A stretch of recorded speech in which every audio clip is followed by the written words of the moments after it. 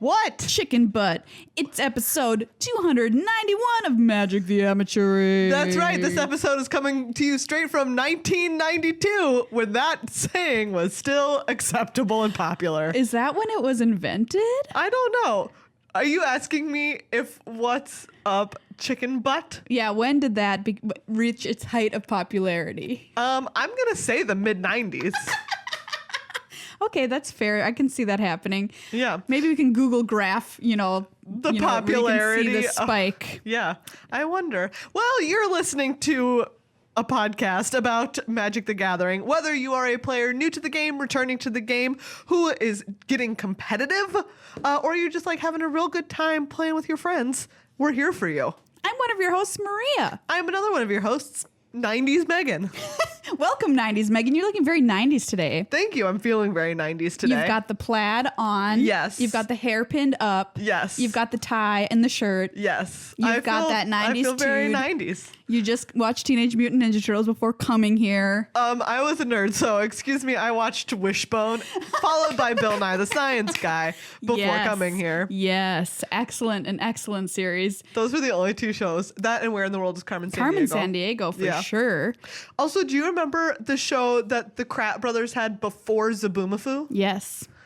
I watched that one too. My That's all. TV could not be switched away from PBS. Yeah, same. This has been we not watched like PBS. literally. It was my choice. I thought it had great shows. You know Yeah, what I they mean? did. Except for then I never wanted to watch the one. What's the one that started with like the song was like around a campfire, and it Barney was and Friends. no, and it was like pictures of the outdoors. Like buffaloes or like deers. Oh, this was a kids program? Yes, and it was on PBS, and it came on after like we've named like the popular shows that I loved. Yeah. Like Wishbone, Carmen Ghost Sandiego, Rider. the Kratt brothers. 3-2-1 Contact. But this came on after. I want to say it came on after the Kratt brothers. Wow, I don't know which one you're talking about. Me neither. I probably do, but I just don't remember it off the top of my head. Anyways, I'll have the people in my brain palace work on that. On today's show, we've got a lot of great Magic content for you. that's right. We're not just going to be talking about old PBS shows. Although I could for multiple hours. Honestly, do you know what? That was the golden age of television. I agree. Wishbone can't be beat. And shouldn't be. He's a dog. He's a Wow. Some dark and weird messaging on today's episode. Well, Meghan goes to once again turn on our light, which has a mind of its own and has decided to turn off on us again. I'm going to let you know what's coming up on the show. We're going to be not only giving you the news you need to start your magical week, which we do every week on the show, we're going to talk about the Hall of Fame voting process, which has kind of entered itself full swing on Twitter this week. I hope Megan's really trying over there. I hope everyone on the video is enjoying the strobe experience. The strobe experience happening. And it's been pretty contentious, so Megan and I are going to give you our take on the list and how we personally approach voting for the Hall of Fame, because it's a pretty cool thing that Magic does.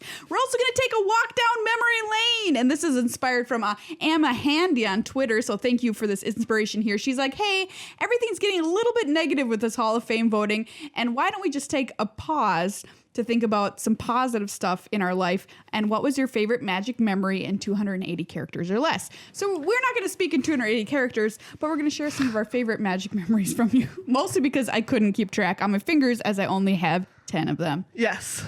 Plus, we're going to talk about Mark Rosewater's State of Design 2018 article. That's right. We were talking about this as we were getting ready for the show, and you're like, do you know what? I remember this from last year, and I really enjoyed it. Yeah, I think it's super cool. He does a little retrospective on what changes the design team has implemented over the past year and how successful he thinks they are, and some lessons and goals that he sets for himself and the entire team for 2019. I think that's going to be pretty cool, because we're going to walk once again down memory lane through some of these sets. I thought you were going to say we were going to walk in Mark Rosewater's shoes. Ooh. I'm dressed appropriately to do so. You do look like him today. I really do. Wow, I wonder what size shoes he wears. I don't know. It could be we could fit in his shoes. Maybe we could. Mark, let us know what size shoes you wear. Just comment on this video. But before we do any of that, a quick announcement, actually. On Friday, you're not going to want to miss twitch.tv/magictheamateur. That's right. It is What is it? It's a 24-hour stream. It's our very That's first right. one. It's so exciting. Maria and I are getting up there in years. Meghan just had a birthday, everybody. So she thinks she's one That's foot in the right. grave. I'm so old. I'm so old. Anyways, so we're not personally going to be on the entire 24 hours. No, because we're wusses. That's right. But the stream will be running. We will be there. Yeah, for, a I'll good give you that. chunk. I will personally be there for over 12. Yeah, over 12 I'm of sure the that will 24. happen. It will Yeah. be long enough for me to be incoherent. The rest of the time will be Great. helped out by the Pirate Boys. Yeah. They'll be here in the office, Streaming doing what away. they do, which is being Magic players. And it's super cool because we've got great giveaways for you too from Card Kingdom every That's single right. hour. That's right. Also, we're going to have links up to we're using eBay to auction off some playmats, Yes. some old event playmats. Yes. With some sweet art from the history of Magic. And this is all going to benefit a local organization called the Bridge for Youth, which is an organization that helps LGBTQ kids get back on their feet when they're experiencing distress of any kind. Yeah, it's awesome. So be sure you stop by the stream. We're also going to use it to kick off our drum roll, please, official name change. That's right. Wow.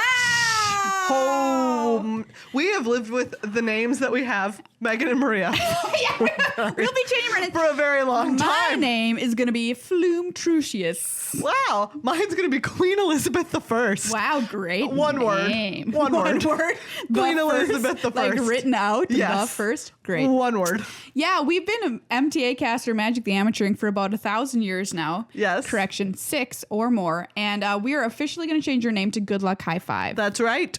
which has been the motto of the show since I incorrectly assumed that's what GLHF meant on Magic Online. That's right. A long time ago. And the reasoning behind this is we just feel like it better suits us and who we've become now as Yes. players and people and our show and all these kinds of things.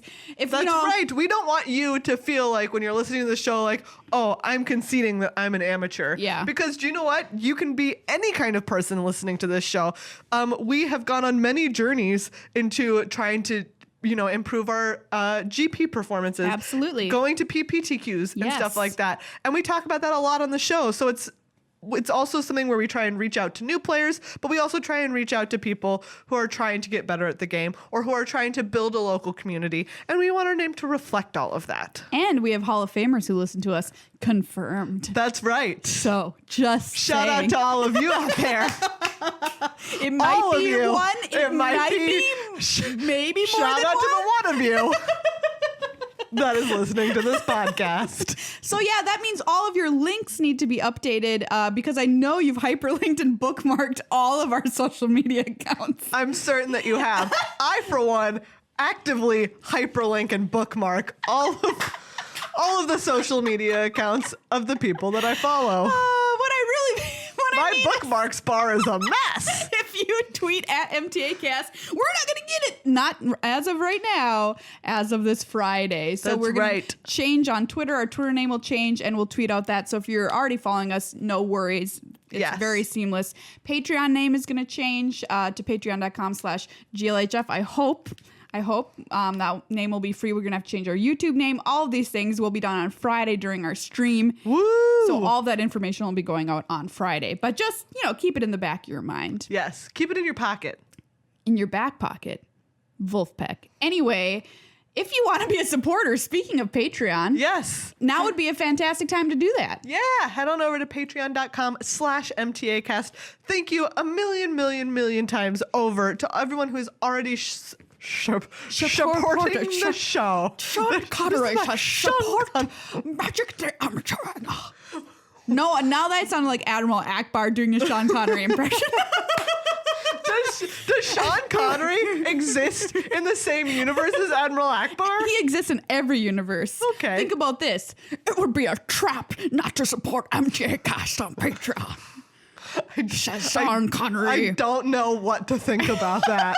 I honestly don't know how I feel about anything that just happened, but I do know how I feel about people who support the show on Patreon, which is so infinitely thankful. Yes. So if you are at all able, please head on over there and give us as little as $5 a month to keep the show not on the road, but in the office and on the road to your ears, which is how I assume that it gets there. It's like the inner ear canal. Yes. It's a super highway of sound.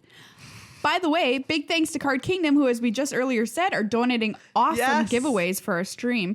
But they're also starting a brand new show called the Local Game Show, LGS Get It, hosted by Sam Tang of Kitchen Table Magic. That's going to be starting very soon. So just go to cardkingdom.com/MTAcast. That link will also change. We'll let you know once again. But yeah, it's a local game show with Magic celebrities. I know. Very cool. Some really cool big names in Magic are going to be on it and playing some fun games. And Card Kingdom is just a fun place to go, and that is another reason why. Not only do they have great shipping and products from Ultra Pro, one of our other sponsors, but they do fun stuff like that. So cardkingdom.com/MTAcast. If you want to order anything before Friday, get on it. Hey everyone, it's time for your Magic news for this week. Item number 1, organized play. That's right. We had what we would call generously an organized play announcement, but we might also call an announcement that there will be further announcements. You know how it goes. It's the old announcement chain. Yes. But what was announced in this OP, which stands for organized play announcement, was a little bit of news, including that there will, number one, there will be more announcements coming. Okay? Yes. Number 2. In early September for those next set of announcements. Correct. The first Pro Tour of next year is going to be February 22nd through 24th in none other than Cleveland, Ohio. Cleveland. Have you heard goodness. that Cleveland rocks? Cleveland rocks. Do you know what? There's more big cities in Ohio than I give it credit for. Like, Akron. Oh, I was thinking of Cincinnati. Cleveland, Columbus. Those are the three in my mind.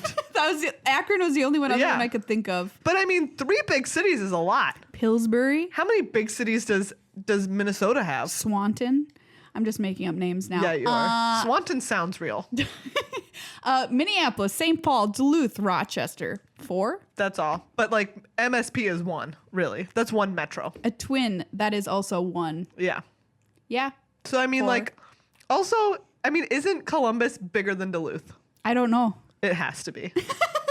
I don't honestly know. Well, anyways. We'll get back to you. I'm just saying that besides the size of cities in Ohio, these are some sweet organized play announcements. It's cool to know where the next one's going to be. Yes, and some good news for pros here. At least they have been very positive about this next part here. Achieving a level in the Pro Club will now grant you that level for 2 cycles rather than 1. That seems pretty nice. Yeah, that's very good. They work really hard.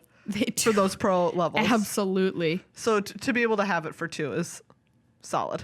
There's a few updates to the team series rules, which, doesn't concern most people unless you're on one of those teams. And like you said, the full Pro Tour schedule will be announced in early September. Yeah. I think the next part is cool, too. They are hiring 3 pro players to advise them as they sort of work out the details for next season, whatever those details may be. What could they be? Oh. Yeah, that's really awesome because I think just having people on the inside, having inside people help you make these big decisions, which affect so many people's lives in the community. Yeah. And in fact, people who watch those people as well, if you're invested in any of those players or you dream of being one of those players someday, it's important, to see their life and make sure they have a good life too, as you watch them on screen, as their dreams unfold. That's weird. As it were. Do you know what I'm saying? I mean, yes. What I'm saying here, I didn't say it very well. What I'm saying is it's important, even if you're not one of the pro players who these changes will immediately affect, if you're someone who aspires to be one of those people, or if you're a member of the community and you want to see the pro community be healthy. I get what you're saying, but I just mean the sensation of watching someone and being like, I hope that person has a good life. That's what it sounded to me like you were saying for a second. And I was like, that's weird, but okay. Do you ever just look at somebody and you're like, I hope they are having a great life? I mean, sometimes. I'm sure I've thought that about Anderson Cooper. Yeah. Who hasn't looked at Anderson Cooper and thought that, though? I hope you're having a good life. Same. I mean, I feel like I think about it, people that I knew in college. I'm Oh, like, yeah. I hope you're having a good life. Yeah. There's plenty of those. Anyway, those are the Yes. changes so far. More to come. So far. Next, we have the banned and restricted announcement. Boom, get out of here, KCI. You're banned forever. Wrong. Oh, Nothing is banned. dang it. No changes. Yeah, everything's cool in school, at least for Yep. now. Which has been a topic of hot debate for the last couple of weeks.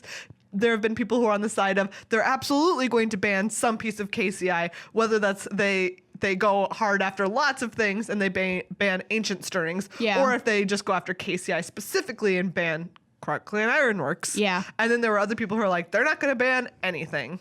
And hey, that's what happened. I think it's like the people who are, also being like, oh, are they going to ban something from lantern control? Yeah. Well, it turns out just like flat out not enough people want to play it. Yeah, that's true. Also, that deck got substantially worse Yeah. in the last couple of months. I haven't seen it in like the anywhere. last year, I would say. It has been a long time since Lantern has been a solid deck to play in Modern. Like when it won the Pro Tour and then it was like, bye. Yeah, that's basically what happened, right? It was like, peace out, everybody.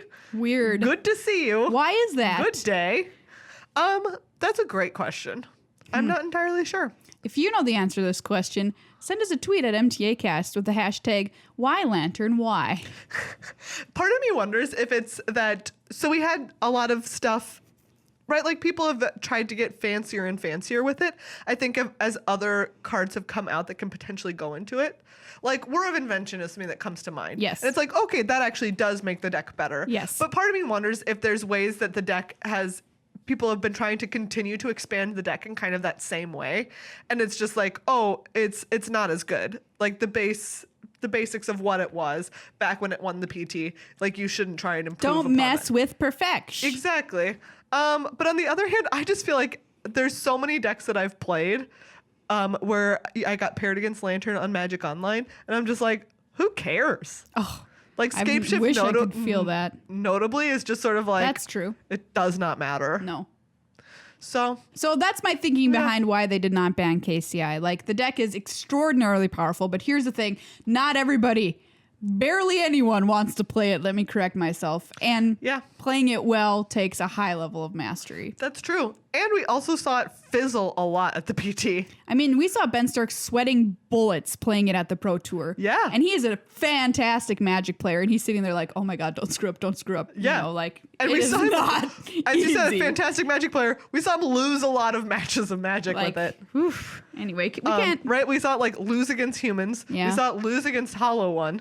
It's sort of like, and those are two really big decks in the format. Yeah, fair point. Fair So- point. All right, so no changes. TLDR. And who knows? Maybe it'll continue to grow and eventually we'll get a ban. Could be. But for right now, they're saying everything's chill by us. All right, thing number 3. There's going to be a Brawl Championship at GP Richmond. Yeah. GP Richmond is coming up at the end of this month. And back at Vegas, they ran a bunch of side events that were different format championships. Like they had a Pauper Championship, stuff With like that. trophies and stuff? Yes, they It have was trophies cool. and sick prizes and the ability to call yourself the champion. Yes. And these Brawl ones will be run in 4-player pods. Okay. So it's a multiplayer Wow, Brawl that's kind of championship. neat. Right? What do you It's do? super cool. That's cutthroat. Yeah, and for entering it, you get a sick Adelies the Cinderwind playmat. You know what I think would be so funny? To watch What? the politics in these 4-player pods at a competitive event. Right? Seriously? Yeah. Like you're like, hey, don't attack me, and I won't attack you for 3 turns. Yeah. Or whatever, and then you're like, just kidding, I attack you, you're dead. Wow. What if you do that so consistently that even before the end of the tournament, like word People gets know around, they're like, don't That listen. you're Don't listen to her. She's a liar. filthy liar. She's a big time liar. Yeah, I don't know.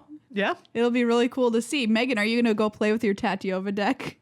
Oh man. I wish. Yeah. I love that Tatiova deck. It's this pretty is sweet. So Card Kingdom sells the sparring decks. If you haven't gotten into Brawl yet, they're just $15.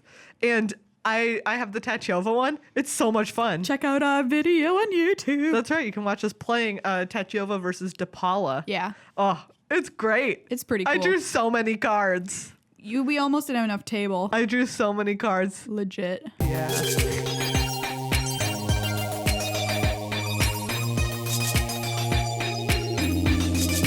it's time to talk about the Hall of Fame.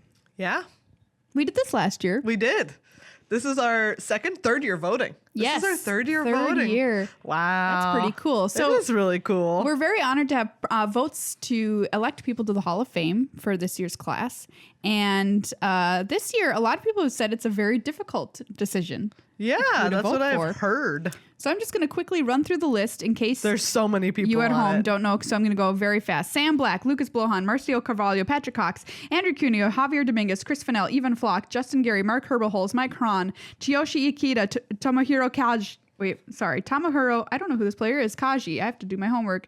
Masahiro Kurata, Marin Liber, Seth Manfield, Tom Martell, Guillaume Matignon, Shaka Miller, Andrea Miguchi, Chikara Nakajima, Brad Nelson, Takayuki Asawa, Jamie Park, Chris Pakula, Andre Prost, Carlos Romao, Tomohiro Saito, Edward Sajgalik, Li Shitian, Mike Sigris, Jeffrey Ciron, Yuta Takahashi, Jerry Thompson, Gaudenis Vidigiris, Craig Wesco, Conley Woods, Kentaro Yamamoto, Ken Yukihiro. Wow. There you go. Just FYI. Yeah. That was a very nice reading. Thank you. Well done. Well Thank you. done. Hire me for your used car commercials anytime. So one that I am very interested in, and I'm going to go back and continue to look at stats that people have posted Yes. and read more, is someone I did not know of at all, Justin Gary. Justin Gary, old school player. Yeah, like an old school player. Yeah. Who people I saw a couple of spreadsheets that people had put together of people in the Hall of Fame, and in terms of accomplishments, he's way up there. Yeah, he's somebody I'm familiar with only because Tim Willoughby votes for him every year and Yeah. advocates pretty hard on his behalf. Yeah, and I know that one of the big arguments that people have started making is that Pro Tour top 16s should count basically as top 8s. Because it's very easy Yeah. to have the same record as someone in That's true. the top 8, but still just be Lose top on 16. breakers or yeah, whatever. on tiebreakers. And that, even if it's you had one more loss or one draw or something like that, it's still a really big accomplishment. Oh, yeah. And so even if you have 6 or 7 or 8 top 16s, that should count for something. How many does he have? Do you remember? Why this impressed you? I want to say that it was something I don't remember. Give me just a second. Yeah, I'll get my phone. Look it up. If you Pause. Well, we'll just tell you quickly about the voting for Hall of Fame. By the way, Megan's sneaking into her bag. There is no required threshold that the players have to meet in order for us to be able to vote for them once they've qualified to be on this list, right? So they have to make qualifications to be considered, but after that, it's kind of up to the individual balloteers, as it were, to vote however they choose. We're old-timey balloteers. We're going to cast our ballots and pull the lever. So, for instance, I could say I'm not voting for somebody unless they have 4 Pro Tour top 8s, et cetera, et cetera, et cetera. Somebody else could say I'm not voting for somebody unless A, B, and C. And other people value things differently. For instance, some people value community contributions pretty highly, and other people value at 100% most is your results the most highly, and they don't really account for community contributions. So it's kind of just up to who is ever voting which way and how they want to weigh various factors of these people's lives in Magic when they make their votes. Wow. So this is just one quick one that I'm looking at. Okay. 20 top 32s in 44 Pro Tours. That is a lot. That is a lot. That's impressive. Wow. You know what always surprises me when I look at this list every year? Reed Duke is not on it because he hasn't been playing for 10 years 10 yet. years on the Pro Tour. Yeah. I That's think one of the funny. ones where the years that we've seen, last year, for instance, it was the first year that Martin Yuza and Josh Utter-Layton were even eligible. And so there's people, and Seth Manfield is the same this year. Yes. Where it's the first year that they're on the ballot, and a lot of people are Seth Manfield has a lot of really strong qualifications. Boop. Now is the chance. Now is the time. Yes, exactly. Brad Nelson, first year on this ballot as well. Somebody that I was going to mention as someone who has a lot of community contributions, but not necessarily the stats, according to some people, is Chris Pakula. This comes up every year. Comes up every year. And by every year, I mean this is the first year. This is the second year that it's come up because it's the second year time. that he's been qualified. Yes, that he's made the ballot. That he's on it. Exactly, that he's balloted. Balloted. Yes. Yeah. So I voted for him last year. I'll vote for him again And I this year. intend to vote for him this year as well. Same. And tons of people, like people in coverage have talked about this before, Yeah. where it's like, we all think that we know so many people amongst, you know, people who work behind the scenes on the coverage team or wherever, who are like, I'm going to vote for Chris Pikula. Like, he made so many contributions to the game. For instance, cheating. Yes. You- What anti-cheating? Don't Anti-cheat- say it like that. Oh, he made the contribution of cheating. Just No.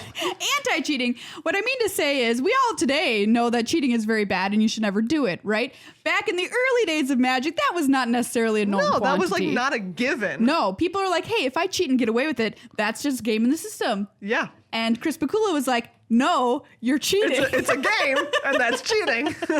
And so we have a lot to thank him for in that regard. And I believe that is worthy of being elected into the Hall of Fame. Absolutely. Plus his excellent performances throughout the years as well. We also talk about from time to time the instance of creating a non-player Hall of Fame, which I'm also for, to induct people like Richard Garfield, who like made the friggin' game. Mark Rosewater. Mark Rosewater, who like has dedicated most of his life to the game. People like Brian David Marshall, Pro Tour historian, an all-around awesome guy. This kind of thing. So I hope that does happen in the future as well. I'm a big supporter of that too. Mm-hmm. You're looking up some statty-roos? I'm trying to find. I know that I'm trying to find Justin links. Gary's deal. Or just in general, like I'm trying to find a link to the spreadsheet that I was looking at earlier, and I can't find it. Who else are you thinking about? We'll just go on the list, and anybody else who's kind of caught your eye. Seth Manfield has caught my eye for sure.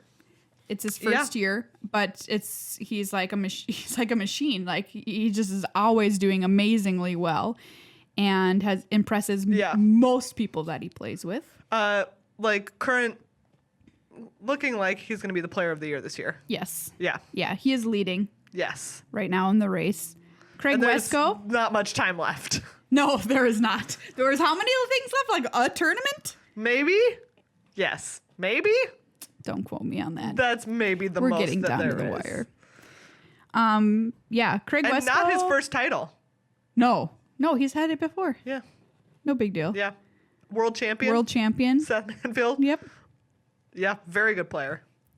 I love Craig, and I love what he kind of represents in the game too, which is somebody who backs a certain play style and kind of deck choice, and has become kind of the leader of that. Let's be clear. You like Craig Wesco's deck choice, quote unquote, by which you mean Yes. he plays creatures, and you're like, yes. You're like Yes. green-white creatures. This is my jam. I don't know. I think that's cool that you could like look to this person and Maria. always be like, Craig What are you Wesco playing? is a great human being, but you cannot argue that consistently choosing one kind of deck is a qualification for the Magic Hall of I'm Fame. just saying that I think it's cool. He is also a good player. Yes, of course, he's also a good player. But I'm saying if we're talking about qualifications, like I'm gonna be here we go. I'll be like I'll be the tough one here. Okay. I'll provide like some tough love. You can't just be like, I appreciate someone's deck choices, so that's how I'm gonna vote on this. No. It would be definitely more on top of that, but I'm just saying, I think that's cool. And he's not alone in that. There's other people who have put their name to certain play styles and decks over the years, which I also really like. Yeah. An interesting name on this for me is Mike Sigrist. Yes. To me, Mike Sigrist is so iconically Magic. He really is. Mike Sigrist is someone that I look at and I'm like, you're not already in the Hall of Fame? Yeah. He's not. Isn't that a little weird? It is. That's what I'm saying. Yeah, Mike Sigrist is a name that jumps out to me. Even Flock is a name that jumps out to me as well. Yeah, I don't know how many, like, again, if we're just going back to, like, the cold hard stats kind of thing, I don't know how many top eights Yvonne Flock has. Ken Yukihiro. He is a consistently good player, but Yeah. if we're talking about, like, top of the top, tippity top of the top tip. Tip of the tip. Nope. Top. Anyway, as you can see, voting for the Hall of Fame is full of great arguments It really is. and fun times with your friends. Okay, let's see.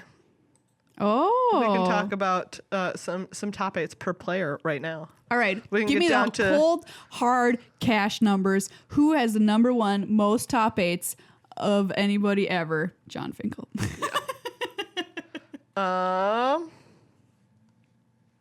Someday it's gonna be Paolo. Yeah. Wow, that's a hot take. That's a hot take. That's a hot take from but me. I Here we are. actually don't think you're wrong about that. I had that thought in the last Pro Tour too. Yeah. I was like, Paulo's coming for you. Like, it's gonna happen. Yeah. So Justin Gary has 3 top 8s in addition to the 20 top 32s mentioned before. And I hear a lot of people say that 3 is kind of the base number for somebody they're willing to vote for the Hall of Fame as far as top 8s go. Mike Sigrist has 3. Yep. Chris Pikula 3. Let's see. Seth Areno. Seth has 4. Yeah. Right, and that's I think when that's people kind of are like lock. Exactly. Because I think that, I wonder if there are people who will look at like Mike Sigrist's record of 3 and say like, yes, I will vote for him, and not vote for Chris Pikula.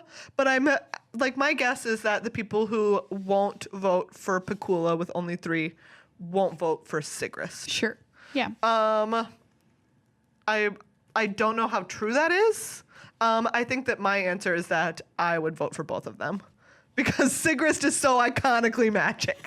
That's all that I'm saying. Well, Megan, you can't just say someone's iconically Magic and have it be a reason. Okay. I was trying to be one of those inflatable balloon people at a car sale. Yeah. Here's an interesting one that's been the subject of a lot of debate. Yes. Li Shiqian at 5. That's First year on the ballot. a lot. Yeah. 5, your first year on the ballot. Yeah. Impressive. It really is.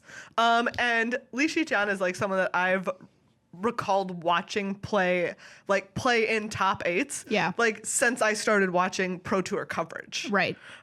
Which is really cool. So the question about it is that like, what I find interesting is that before this year, I had never heard anything against him. No. And all of a sudden he's on the ballot and a bunch of people are like, well, he's a cheater. Yeah. And it's Or a few people. yeah, a few people. And right, it's really difficult. Yeah. As a person who's voting for the Hall of Fame, to look at these accounts and be like, how much am I supposed to weight these? Right. I don't know. I don't know the answer to I that. have no experience playing him. So I don't know. You see these numbers as we look through these numbers of top 8s here.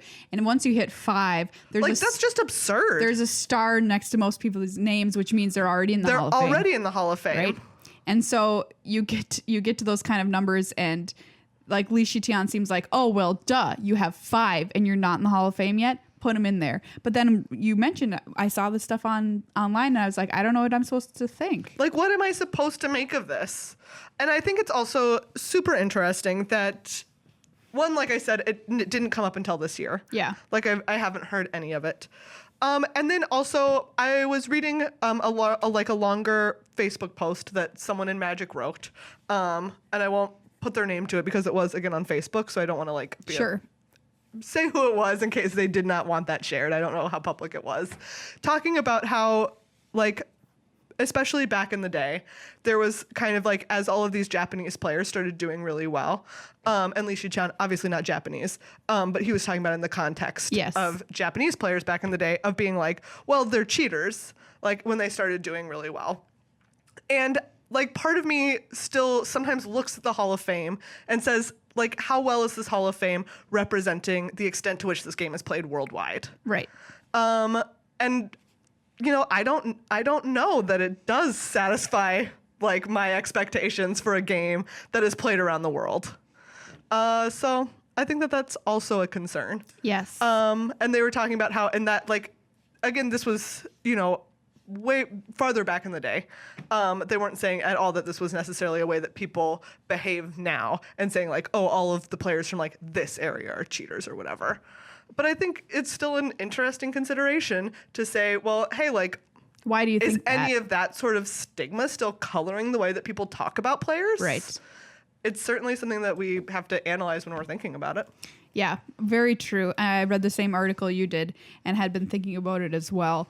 And the truth of the matter is, like, we're going to do our homework. You can obviously see that we already are doing this. Yeah, we think about it a lot. Think about it a lot. We do not take these decisions lightly, and we'll have conversations with a lot more people too, I think, prior to casting our ballot as to, you know, our final decisions or whatever. Yeah. Too, in the community. I can say right now, like, I know, like we said, Chris Pakula is going to be on mine. Yeah.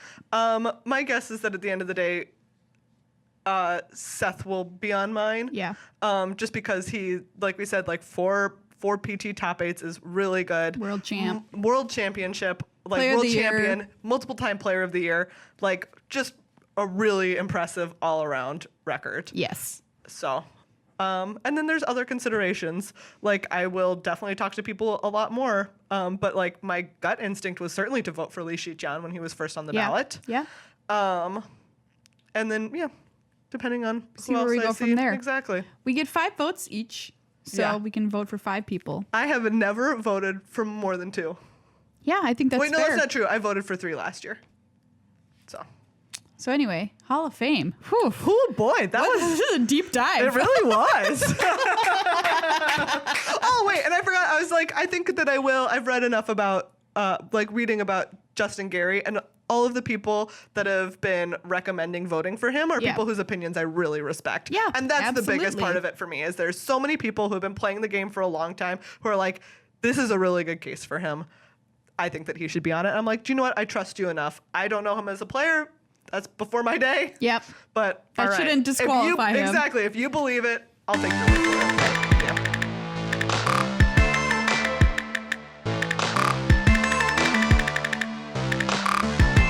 Hey everyone, we're here to tell you about one of our sponsors, Ultra Pro. Ultra Pro. That's Their right. name sounds BA because they are. They have sick stuff. Like, do you know what? We haven't talked about these in a while, but I love them so much. They're great. They're the life pads. You can see in the video. If you're listening, you don't know what I was talking about for a second. But they like lay nice and flat. They have the beautiful. Steve Avon art. Yes. Yes. Call back. Yes. The magic artist we all know and love, Steve Avon. They're so good, and like they have a little grid on the inside. Yeah. It's perfect. These life They're pads amazing. are excellent. I adore them. I would consider them. I've got an Elder Dragon play mat here. Yes. Darigaz. Great. Rawr. No, isn't that Vivictus? This is Vivictus Asmati. Yes. The Dire. Sorry. Also, Vivictus is my favorite name. I want to start a metal band just to name it Vivictus. You could. I would buy that band's t-shirt. Never mind. Vivictus. I'm just going to make a fake band t-shirt Seriously. for the band Vivictus. I mean, like, their songs are so metal. Even Chris Pakula's like, this band is too metal for me. They also have dice rolling trays now. Yeah, I just found this. Check this out. If you're a D&D player, there you go. Don't let your Nice. dice go everywhere. Exactly. Don't make them make loud noises. You don't want a messy dice life. No. No. Ultra Pro. The place where the Ultra Pros go. Go. Trademark.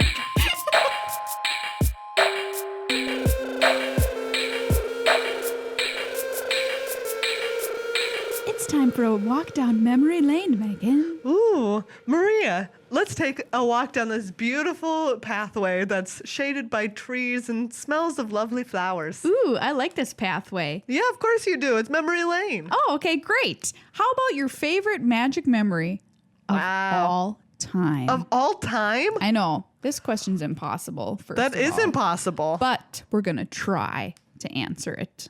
Do you have an answer? You know what? I thought to myself, let's just take what is the first thing that comes to your mind when I thought about it. And the first thing that popped into my memory, what was I going to say? Trough. My memory trough was the first draft we ever played. Oh, yeah. It's just such a strong memory for me. Yeah, I it really think. is. It's the first time we ever got a deck box, Yeah. which were just those, cardboard tubes that cards come in or something to stores. Yeah. And the first time we ever drafted, it was in the back room of a tiny little game store in Minneapolis here because it wasn't fully done. Yeah. And we passed the cards like around a barrel or something like Yep. that. I don't remember. But gosh, that was a fun Yeah. tournament. It really was. And it just solidified my love of draft. You can't beat drafting round a barrel. That's what they say. That's what they say. Yep. But it's also kind of my first Magic memory, so I don't know if that's cheating. But that is the first one that I thought of. Yeah. What's the first one you thought of?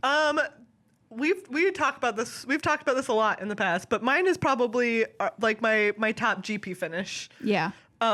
Which was Minneapolis, wasn't it? was Minneapolis 34th. Nice. And I still think about it because I think that was the first time that I ever felt like, oh, I am a competent player. And you know what? Literally the first time I ever thought it. What? And that's like 4 years into the game. Wow. 4 years into playing was the first time that I was ever like, maybe I can play sometime. And you cashed that event. Yeah, I did. So we can't be Magic the Amateuring. You got paid for playing Magic. That's true. That's true. Way all those days ago. Oh, yeah. But yeah, like that was, again, that's not the finish for me so much as, like I said, it was like the first time that I was ever like, oh my God, like I'm not just bad at this. I could have told you that. Yeah, but I wouldn't have Sometimes believed you. you've got to tell yourself you need some that concrete evidence by Sometimes you beating need other people. some concrete One evidence. of them named Marie in a sanctioned tournament. That's right. I did beat you. You were my only loss on day 2. Wow. Fun fact. That's right. Yeah. You finished 11-4. Yeah.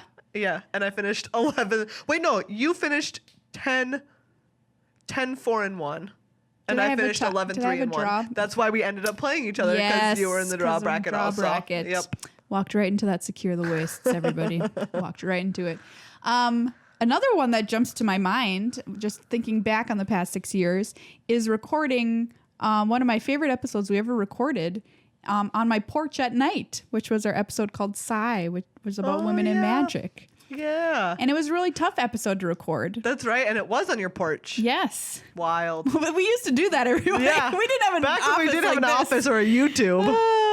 Yeah. Yeah, it was just a nice night, and we had put a lot of preparation into that episode. Yeah, we did. I wrote a freaking song on my ukulele. Yeah, you did. Wow. And it wasn't just singing to the tune of All Star. No, it wasn't. Which is something, the one song I can reliably play, #3 chords. But it just made me proud to do that episode. Yeah. Because I think it, helped enact a lot of change, as did your article. And I don't know. Yeah, I have nice to say, memory. it's not so much a memory, but definitely, especially in like the past, like 6 months to a year, when I sometimes can get frustrated by things, I'll still stop and look around and be like, the landscape looks a lot different than it did 5 years ago, which is really cool to see. Absolutely. And you can still look at a GP and be like, well, it feels like there's not that many women here, but there are many more than there used to be. There are. There's so many more being prominent content creators. There's so many more being prominent players. There's just so many more showing up. And that's, like I said, not a memory, but it's something that I really appreciate. I had another memory today. What? Sitting at my computer, we both have coverage accounts now. Yes. Because we work for coverage. And I remembered the day we got to the Community Cup. Oh, yeah. So Meg and I were part of the very last Community Cup team. This was before there was all these sorts like of other pre-releases and stuff like that. pre-releases, events to honor content creators. And we looked on the Magic Online accounts, and we had God accounts, is what they call them, just 4 copies of every card in the history of Magic. And the Power 9 are like at the top of the screen, right? And so I remember walking in there and being like, oh, there's 4 cards. Oh man, now that I think about it, like the first draft that we did as part of that event, which was the Stipulation Cube draft. Yes. I loved. That was great. That was a highlight. And I had like... What was your stipulation? Mine was I could only do one half of the alphabet or the other. Oh yeah, that's right. So it was either like A through L or whatever, A through M or N through Z. And I ended up with A through and drafted like a sick Reanimator deck. Was this Legacy Cube? I want to say it was. Cube? I think it was like, Legacy. Yes. I want to say it was Legacy Cube. And it was just like, it was so great. And there was a point at which there's like the spell that you cast it to reanimate something, and then you can sack 3 creatures as its flashback cost to reanimate something. Yeah. So I like reanimated something, and then I sacked my tokens from Grave Titan to cast it again. Oh, it was so good. That was a fabulous tournament. It was so much fun. My stipulation was drafting nothing that could be targeted by anything. Or nothing, nothing that says target. That says target on it. Yes. So I just drafted Green Ramp. Yeah, you did. And that deck was great That too. deck was excellent. Hornet Queen, Crater Hoof. You Hornet hooked Queen, them. I hoofed him. Is that? I think that's the origin It of is. Get Hooked. It is. The origin You of hooked none other than Melissa DeTora. Yeah. Her deck, she had the same stipulation. She also had a great take on it, but she drafted White Weenie. Yeah. Which, excellent. But I hoofed you with Creator Hoof and Hornet Queen, so, there's nothing you There can do you about go. that. No, there's really nothing that you can. Those are like some of the first ones that jump to my mind. Our first pre-release, of course, is up there. Ugh. But yeah. There's a lot of good Magic memories. Absolutely. Wow. Do you remember when our podcast didn't even have its own website? Wow. Yes. Way back in the day, it was on like a collective website for podcasts. Holy buckets. Wow. What a time.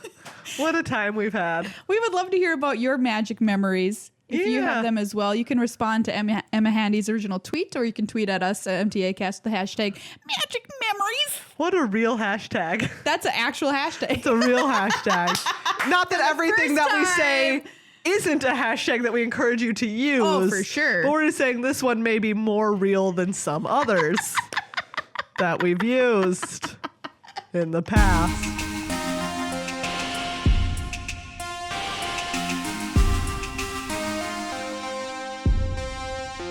It's time to take a look at the state of design. That's right. This is coming from none other than Mark Rosewater's article, State of Design 2018. And this is something that he's been doing since 2005. Wow. 2005. How many things can you what a say legacy. you've been doing since 2005? Ooh, great question. Putting on your socks. Wow. Sure, that counts. Do you know what?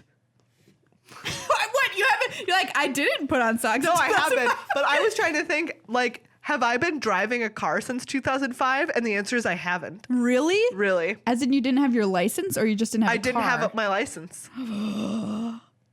Baby Meghan. Wow.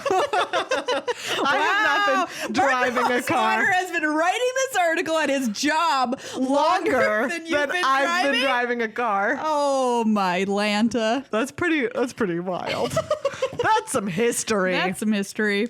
So it's cool. He takes a look at research and development and what his team and he himself have been working on this past year in Magic, and what lessons that they've learned and some goals that they have going forward.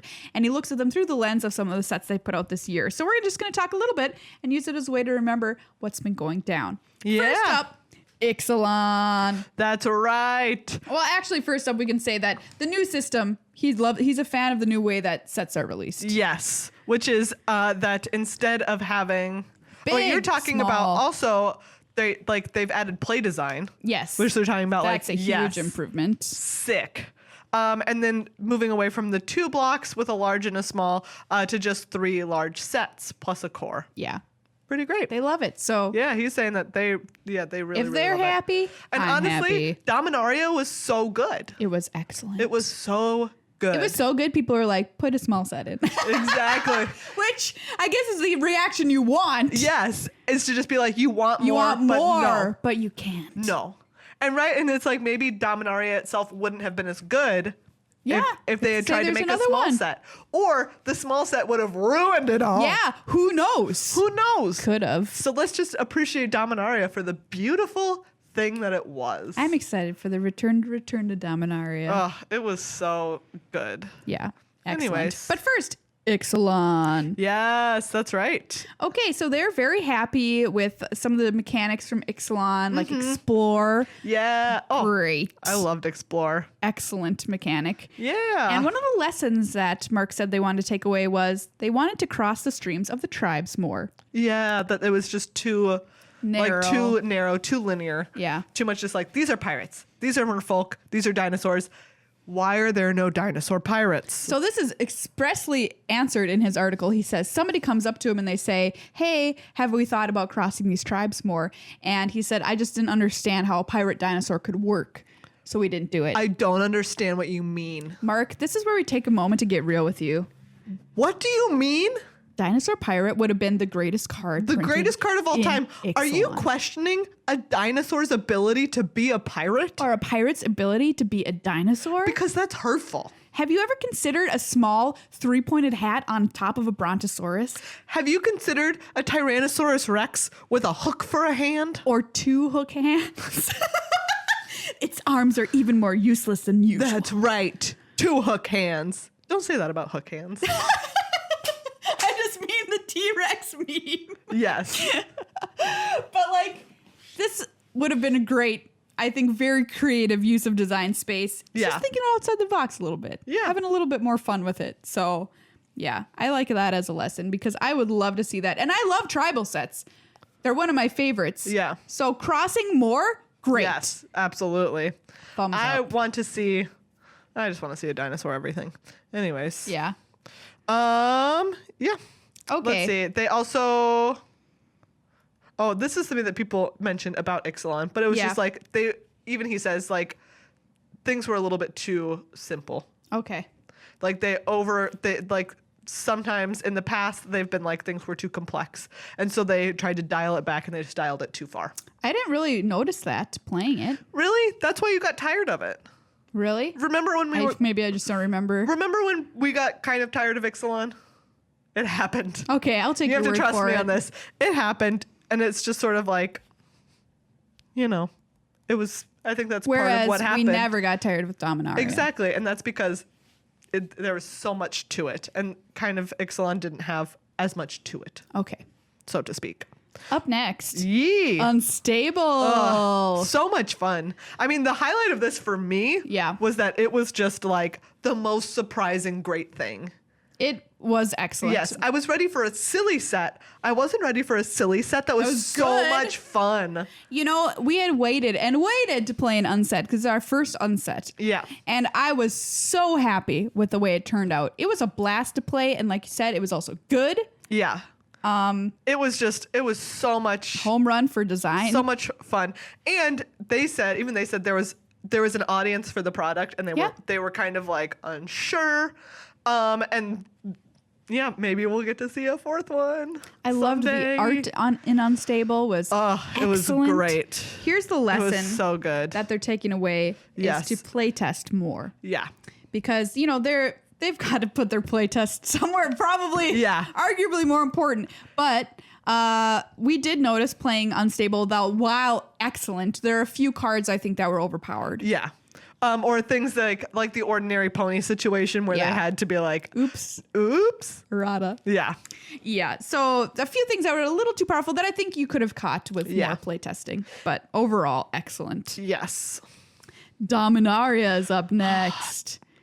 Even just look at this, looking at like the Dominaria. banner art at the top of it.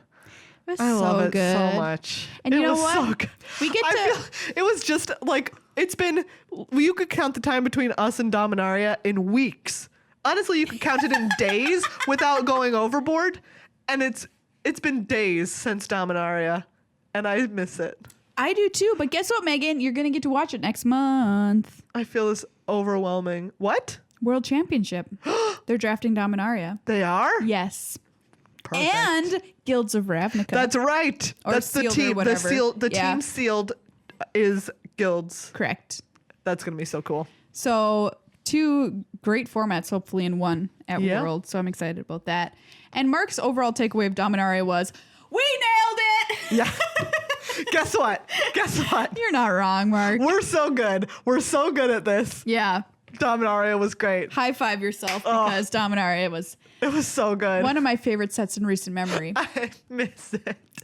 Don't worry, Megs. It'll be back. The only thing, really the biggest The thing, lesson. was that legendary sorceries were just too, like, Clunky. they're just too clunky. Yeah. And I agree. They've even talked about how it's like they didn't really make it into standard. I guess we're seeing now some decks of the Turbo Fogs playing like Karn's Temporal Sundering. Yeah. But it shouldn't be that hard. Right. And especially like in limited, it's just sort of like, Well, there you go. Yeah. Not going to cast it. Exactly. And that there should have been more kicker. Okay, sure. I feel yeah, like that's exactly. a stretch. Yeah, they're just sort of like, I guess if What we had else? to say that we should have done something else differently, here's this note on kicker. But can we just talk for a second about the sagas one more time? They were so good. They are so good. They're so good. They're one of my favorite magical things that's happened in my lifetime as a player. The sagas were amazing. I hope they come back. They were so good. Dominaria 2. Or elsewhere. I don't know. Would that be weird to have them elsewhere? They probably won't do it.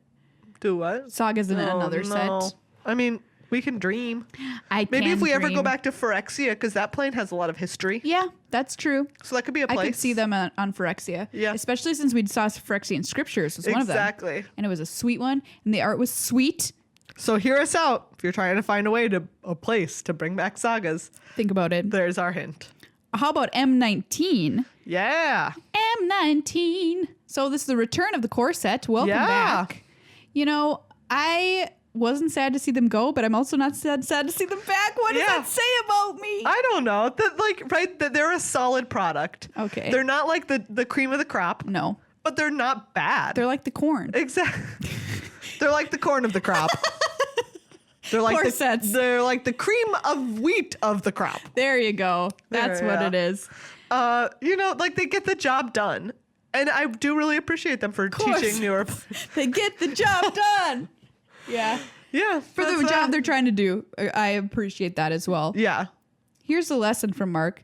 We're going to all learn a new word here. There's probably more space for, quote, lenticular design. Yeah. That just means not flat, right? Means like the curve of a lens of like the eye. Oh. So what he means, we had to look it up, is that it was too flat. So too simple overall, but giving it a little curve on the edges for those players who want a little bit more complexity. Yeah. And I think that is a fair criticism. I agree. Yeah. But I still really do like M19. There was a lot of good stuff. Yes. This list we have here, what we just Megan's like, don't paper cut me. Yeah. All these things we just talked about were awesome. Yes, they were. Ixalan, excellent stuff in there. Yeah. We did get bored of it, but like pirates, dinosaurs, vampires, oh my. Great. Loved all of that. Yes. Unstable, we loved it. We adored it. Dominaria, marry me. I miss it all the time. Even when it's around. M19. I miss it. Great. Solid. Solid stuff. Good year in Magic. This is a great year Good in Magic. frickin' year in Magic. Good frickin' year. I sounded getting sarcastic. aggressive. I did not mean to. Say it in a non-sarcastic way. Good frickin' year. I don't think you can. I don't think you can. I don't know that you can say the phrase good frickin' year. Good frickin' year. No, I'm trying so hard. You know what? No, I can't do it. It was a good frickin' year in Magic. That was pretty good. I think that's as close as we're gonna get. That's as close as we'll come. Guess what? What? Chicken butt fell for it twice in How? one show. How? That's the end of our episode. But we're gonna Oh, remind you boy. again that our 24-hour stream's coming up this Friday. That's right. Do you know what? Also, I forgot something What? that is my literal favorite piece of Magic news this week. What? Autumn Burchett Oh, won yes. the English national champion Yes. for the second year in a Do row. you know how hard that is? That's not when I easy. saw it, I was like, holy freaking cow. Yeah, great freaking job. We're gonna have to put a trying warning so label hard. on this episode. So hard for sarcasm. Yeah. Or is it that if you say freaking enough times, it becomes explicit? I don't know. That's what I'm thinking. It's like enough of them add up. Anyway, I don't think that's a thing. great job, Autumn. That's like, I honestly cannot overstate how impressive an accomplishment that is. Yes. And That's so cool. we've got the world. So that's for the World Magic Cup coming up Yeah, in in December. And what other news? I saw a woman is on the team in another country. I'm trying Norway. to Norway. Yep. So congratulations. Was their national champion as well. Fabulous. Pretty cool. We're going to see some really cool stuff at the World Magic Cup. Yeah, no we are. doubt. No doubt. We also failed to mention that GPLA happened this past weekend, That's true. and Red Black took it down. Well, there's a go. reason why we didn't talk about it. Moving on. This is the end of the show. But good job for Jabberwocky for winning it. Logan Oh, Nettles. really? Yeah, won the whole thing. With Red Black? Yeah. Go to heck. So Megan's not interested anymore. Yeah, congrats to him. But yeah, we had a full week of things happening. We really in Magic. did. What a great week. Louise. What a great week. 24-hour stream this Friday, twitch.tv/Magic the Amateuring. That's right. Check out if you want to donate to Bridge for Youth. Make a donation to them and send us a little screenshot, and we'll send you a special prize. Yes. It will be a tiny prize, but it'll be a tiny special prize. As on part Twitter, of the fundraiser. Do you want people to send it to us? Oh yeah, if you can screenshot it and tweet it at us, great. And tag them. Yes, and you can also, or if you prefer to email it, those are both valid options. Either way, and we'll have a way to track donations once we are live on the stream too, so you can watch that tick up and all that kind of stuff. So I'm pretty stoked about that. Same. Big thanks to everybody who's a member of our family on patreon.com/MTAcast. Yep. Thank you so much to all of their new members and our current members. And if you've been thinking about it, please consider actually hitting the sub button this week. It would mean a lot to us. That's right. Thank you so much. You're really out there doing Emrakul's work. Thank you to cardkingdom.com/MTAcast for sponsoring our prizes and our 24-hour stream. Yes. Generally being awesome. And to our other sponsor, Ultra Pro. That's right. They're both sick. Yeah. And starting next week, this podcast is going to have a new name. So just be aware of that in your feed. It's the same podcast coming at you, but it's going to have a new name. It already has a new graphic. So hopefully we didn't scare you too much when that happened. Also, we're going to sign off like this. Hey, Maria. What, Megan? Good night. And good luck. High five. That is a great ending.